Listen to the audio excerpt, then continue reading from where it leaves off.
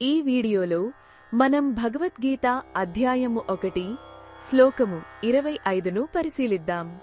అంతకు ముందు శ్లోకంలో అర్జునుడు తన రథాన్ని రెండు సేనల మధ్యలో నిలపమని శ్రీకృష్ణుణ్ణి కోరాడు. ఇప్పుడు ఈ శ్లోకంలో శ్రీకృష్ణుడు ఆ పనిని పూర్తి చేసి అర్జునుడితో మాట్లాడుతున్నాడు. భీష్ముడు, ద్రోణుడు వంటి మహామహులు ఇంకా ఎందరో రాజుల ముందు రథాన్ని నిలిపి శ్రీకృష్ణుడు అర్జునుడితో, ఓ పార్థ, ఇక్కడ యుద్ధం కోసం సమావేశమైన ఈ కౌరవులను చూడమని అన్నాడు. ఇక్కడ మనం ఒక ముఖ్యమైన విషయాన్ని గమనించాలి. కృష్ణుడు కేవలం రథాన్ని ఆపలేదు. అర్జునుడు ఎవరినైతే తన బంధువులు, గురువులు అని గౌరవిస్తున్నాడో సరిగ్గా వారి ముందే రథాన్ని నిలిపాడు. ఇది యాదృచ్ఛికం కాదు, ఇది కృష్ణుడి లీల. అర్జునుడి మనసులో రాబోయే తుఫానుకు ఇది నాంది. ఇక్కడ చేరిన కౌరవులను చూడు అని కృష్ణుడు చెప్పడంలో ఒక లోతైన అర్థం ఉంది.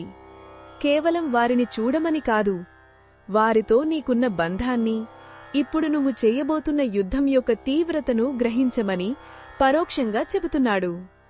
ఆ మాట అర్జునుడి గుండెల్లో బాణల్లా గుచ్చుకుంది. తన తాతగారు, తన గురువుగారు, తన సోదరులు, స్నేహితులు వీరందరినీ చంపి రాజ్యాన్ని పొందాలా అనే సంఘర్షణ మొదలవడానికి కారణం ఇదే. మన జీవితంలో కూడా అంతే. కొన్నిసార్లు దేవుడు మనల్ని అత్యంత కష్టమైన పరిస్థితుల మధ్యలో నిలబెడతాడు. మన బలహీనతలు, మన బంధాలు, మన భయాలు అన్నీ మన కళ్ల ముందు కనిపిస్తాయి. ఎందుకంటే ఆ సత్యాన్ని ఎదుర్కొన్నప్పుడే మనకు మన కర్తవ్యం ఏమిటో స్పష్టంగా తెలుస్తుంది. అర్జునుడికి ఆత్మజ్ఞానం బోధించడానికి భగవంతుడు వేసిన మొదటి అడుగు ఇది.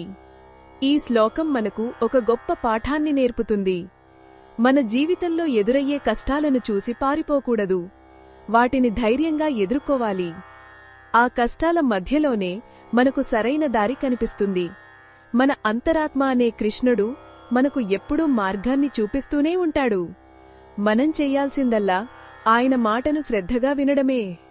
ఇది ఈ శ్లోకంలోని భావాన్ని వివరించడమే లక్ష్యం. మరిన్ని భగవద్గీత శ్లోకాల అర్థాన్ని తెలుసుకోవాలంటే మా తదుపరి వీడియోలను తప్పకుండా చూడండి.